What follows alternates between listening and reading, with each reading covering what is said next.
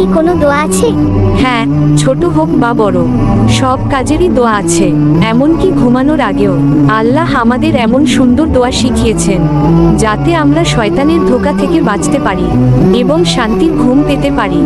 এই দোয়াটি আমাদের প্রিয় নবী হযরত মুহাম্মদ সাল্লাল্লাহু আলাইহি ওয়াসাল্লাম শিখিয়েছেন।